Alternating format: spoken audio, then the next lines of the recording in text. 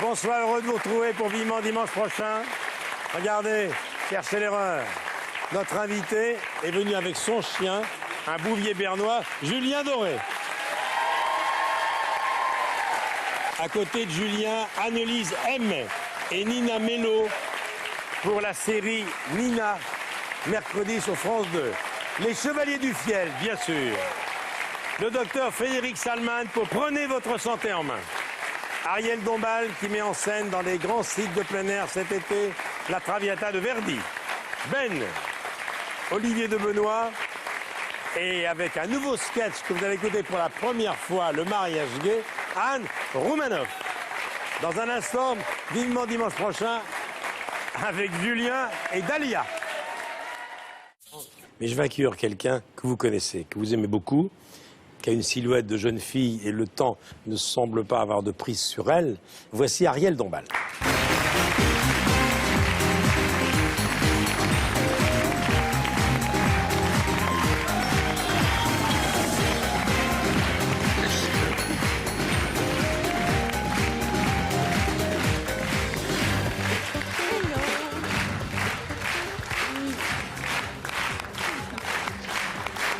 Bonjour Ariel, heureux de vous voir.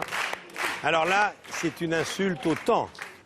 Parce qu'à chaque fois qu'on reçoit Ariel Dombal, et on la connaît depuis très longtemps, je pense même qu'elle recule. C'est-à-dire que plus elle avance en âge et plus elle retrouve sa silhouette de jeune fille. Il y a deux êtres vivants sur la planète qui remontent le temps. Il y a d'une part une méduse qui s'appelle Turritopsis nutricula, qui avance en âge, et quand elle arrive à maturité, elle revient en arrière et ainsi de suite. Et le second être vivant de la planète, c'est Ariel. Alors Ariel m'a donné un conseil un jour. Ariel m'a donné un conseil, et vous êtes allé dans mon bureau tout à l'heure, vous l'avez vérifié. Hein, j'ai un petit pot avec dedans des amandes. Je me suis mis aux amandes grâce à Ariel Dombal. C'est vrai, c'est vrai. Je t'ai dit ça il y a assez longtemps, il y a très, quoi, très longtemps. Peut-être 8-9 ans. Et j'ai de plus en plus même les yeux en amandes. Ah, voilà. Non, Ariel, vous connaissez le livre du docteur, évidemment. Oui, bien sûr, mais ce qui est drôle, c'est que j'ai rencontré le docteur il y a longtemps maintenant. 20 ans. Oui, oui, et sur des rochers, et je venais de me faire piquer par une méduse. Et alors, il était là par hasard. Ce qui va suivre va être intéressant. Non, mais je me suis fait piquer régulièrement par des méduses chaque fois en Méditerranée pendant l'été.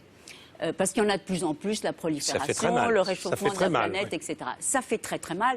Tout le monde m'a dit il faut frotter avec du sable, d'autres m'ont dit il faut mettre de l'eau de Perrier, enfin toutes sortes de... Et le docteur est venu, c'est là où on s'est connus, il m'a fait un petit shot, je ne sais même pas quoi, et plus rien. Alors que sinon, on le traîne 15 jours. Enfin, votre amitié est née grâce à une méduse. Exactement. Voilà. Bon alors, quel est votre régime? Parce que dans le livre, vous dites le thé vert est formidable. Le problème, c'est qu'il faut en boire beaucoup, beaucoup chaque jour. Oui. Bon, vous buvez du thé vert. Moi, je ne bois pas de thé vert, je bois du thé depuis toujours. Ma grand-mère buvait du thé à table. Je n'aime pas le thé vert, qui est un thé non lyophilisé. J'aime le vrai thé de l'inventeur du thé, qui est l'empereur Chen Nung. Et c'est 2 siècles avant Jésus-Christ. Et c'est lui qui a fait bouillir l'eau chaude le premier en Chine. Et une petite feuille est tombée par hasard. Et il a dit, mais quel bienfait. Et je bois beaucoup de thé depuis toujours. J'adore boire chaud. Tu bois du thé dans ta loge? Oui. Oui, juste avant... après la contraction du périnée. C'est ce que j'allais dire, oui, exactement.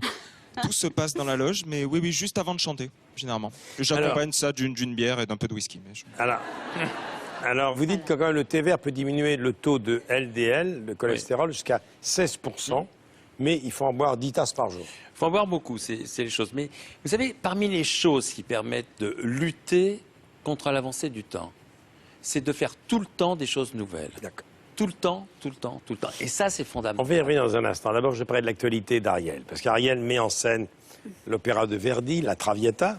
Il faut rappeler que la Traviata... au départ, c'était la Dame aux Camélias. La Dame aux Camélias. Et c'est vrai que la Traviata, c'est probablement un des opéras les plus populaires parce que les gens pleurent et rient et c'est extraordinairement émotif. Et donc, on m'a proposé de mettre en scène et il faut dire qu'on est très nombreux, c'est-à-dire qu'il y a bien sûr l'orchestre. Cercle opéra en plein air, c'est. Hein. Voilà, opéra en plein air, c'est-à-dire qu'il y a cette volupté d'être dans la saison du mois de juin, juillet, août et jusqu'à septembre, face aux plus beaux châteaux du monde. Ah oui, je vais les citer. Hein. Vous étiez à Sceaux hier, première représentation. 18 et 20 juin, dans quelques jours, vous êtes au château du Champ de Bataille. 25, 26, 27 juin, au château de Vincennes. Le 13 juillet, à Carcassonne, qui est un endroit sublime. Oui. Les 27 et 28 août, château de Haroué. Septembre, aux Invalides. Fontainebleau également en septembre. On peut dire que la Traviata, ça a fait scandale à l'époque. Oui, alors ce qui est merveilleux... On reprochait à Verdi d'avoir pris une femme comme héroïne, et en plus une courtisane.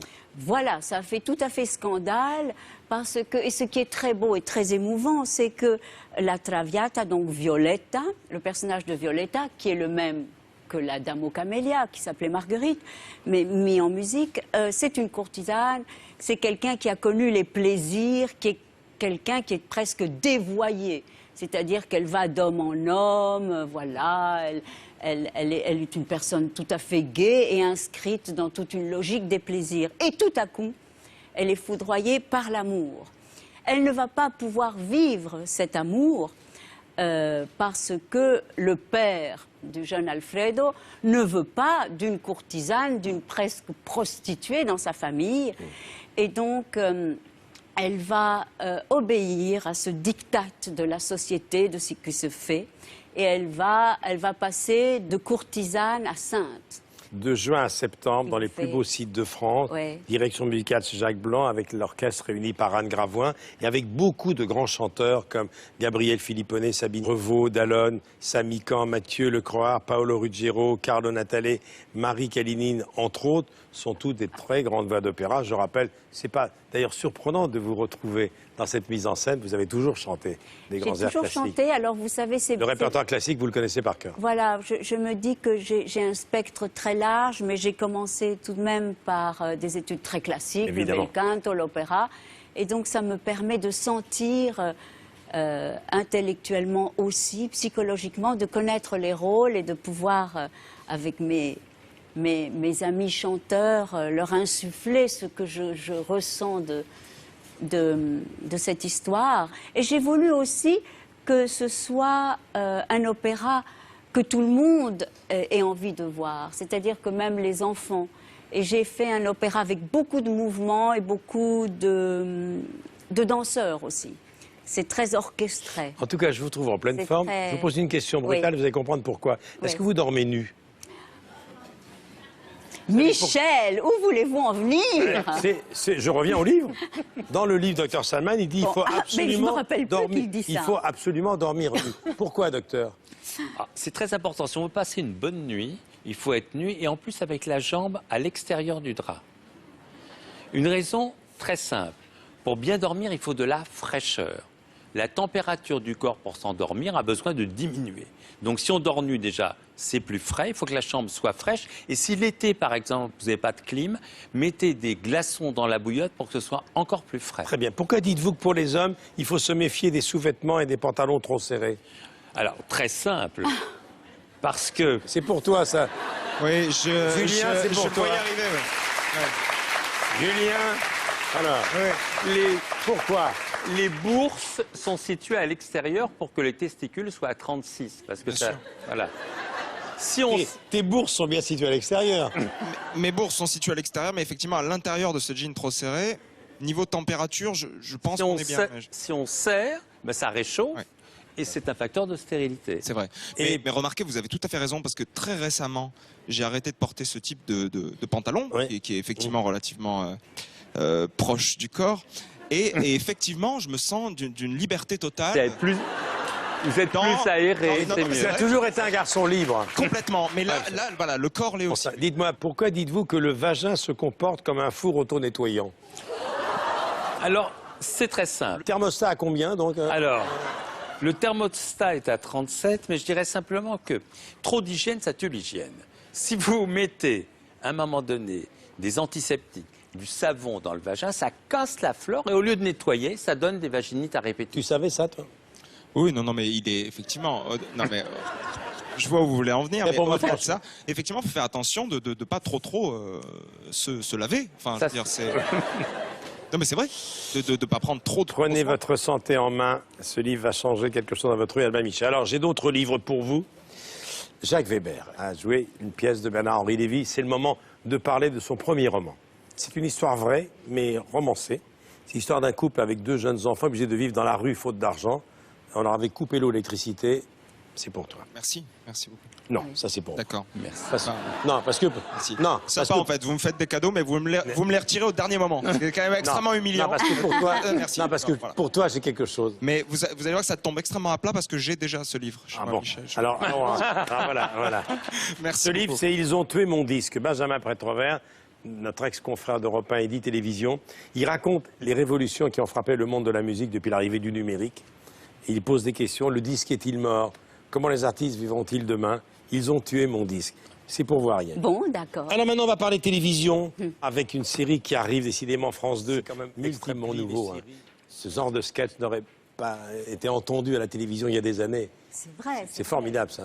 Et d'ailleurs, bon, c'est la France qui est la dernière en Europe à accueillir le mariage gay.